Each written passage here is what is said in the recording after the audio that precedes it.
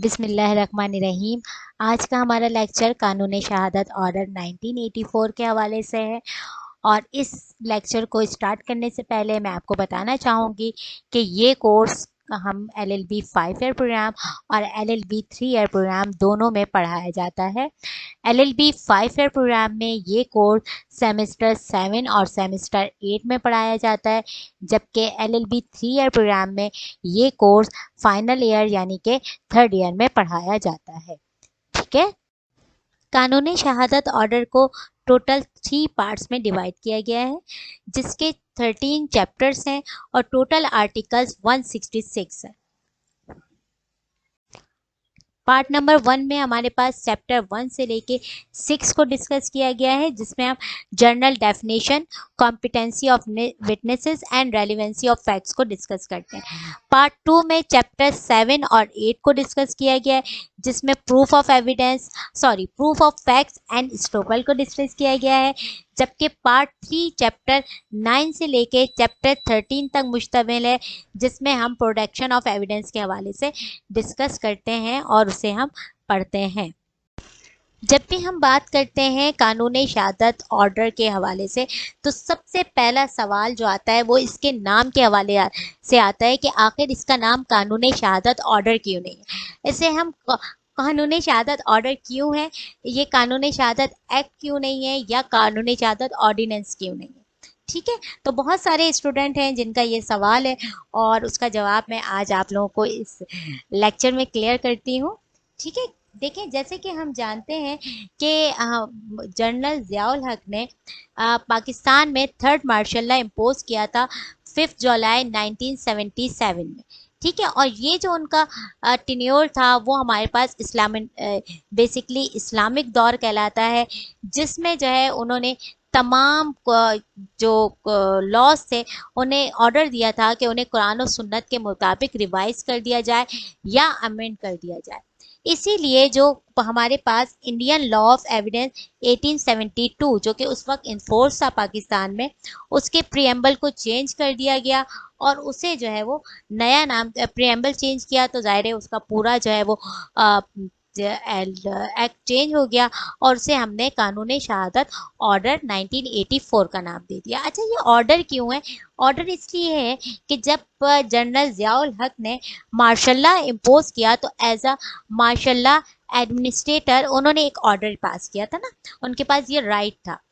अब ये ऑर्डर था तो जाहिर है इसे जो है वो ख़त्म हो जाना चाहिए था, तो ये ख़त्म क्यों नहीं हुआ, ये अभी तक इम्प्लीमेंट क्यों है, ये सवाल फ़ौरन जहन में आता है। तो ये अभी तक इम्प्लीमेंट सिर्फ इस वजह से article 270 of constitution of Pakistan, जो कि ये कहता है validation of laws by parliament. ठीक है, अगर पार्लियामेंट चाहे तो वो लॉज को, जो भी ऑर्डर हैं जो पास किए जा चुके हैं, उन्हें जो है वो एक्सटेंड कर सकती है अगर पार्लियामेंट अपना कंसर्न दे दे। तो पार्लियामेंट ने जनरल ज़ियाउल हक के इस दौर का, जब उनके मार्शल लॉ का दौर ख़त्म हुआ, तो उनके बनाए हुए जो भी लॉज थे उस पर अपनी कंसर्न दे दी। इस वजह से ये लॉ अभी तक जो है वो इम्प्लीमेंट है और इसमें अभी तक जो है वो कोई दोबारा से जो है वो नहीं, मतलब इसे एब्रोगेट नहीं किया। अब हमारे पास सेकेंडली हमें ये देखना है कि कानूनी शहादत ऑर्डर कहाँ कहाँ पे एप्लीकेबल है और कहाँ कहाँ पे एप्लीकेबल नहीं है।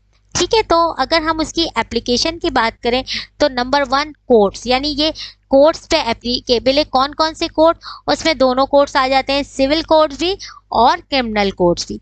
सेकेंडली ये it is applicable on court martial proceeding and the third one is it's also applicable on quasi and judicial proceeding. ठीक है, और कहाँ पे ये एप्लीकेबल नहीं है? Number 1, it is not applicable on arbitrator proceeding, यानी जो सालसी की प्रोसीडिंग्स होती है ना, वहाँ पे जो है ये एप्लीकेबल नहीं होता। Secondly it is not applicable on family court, तो कानूनी शहादत जो है वो फैमिली कोर्ट्स पे भी एप्लीकेबल नहीं होता।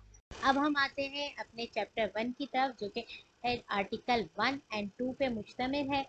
आर्टिकल 1 हम डिस्कस कर चुके हैं, आर्टिकल 2 से हम स्टार्ट करेंगे, जो कि हमारा डेफिनेशन क्लॉज है। ठीक है, इसमें हम पहले देखते हैं आर्टिकल 2A, जिसमें हमें कोर्ट की डेफिनेशन बताई गई है कि यहाँ पे कोर्ट की मीनिंग क्या है। तो इसको समझते हैं, जैसे हम सीपीसी पढ़ते हैं वहाँ पे हमारे पास कोर्ट की डेफिनेशन दी गई है, सिविल कोर्ट।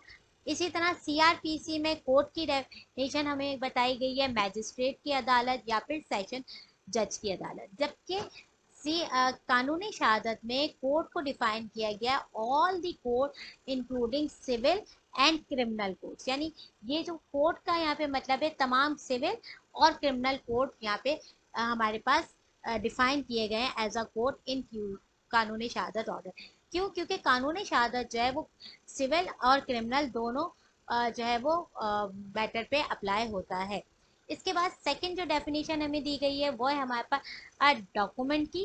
तो डॉक्यूमेंट का मतलब क्या है? And document means any matter expressed और describe upon any substance by means of letter, figure, marks और एनी अदर थिंग।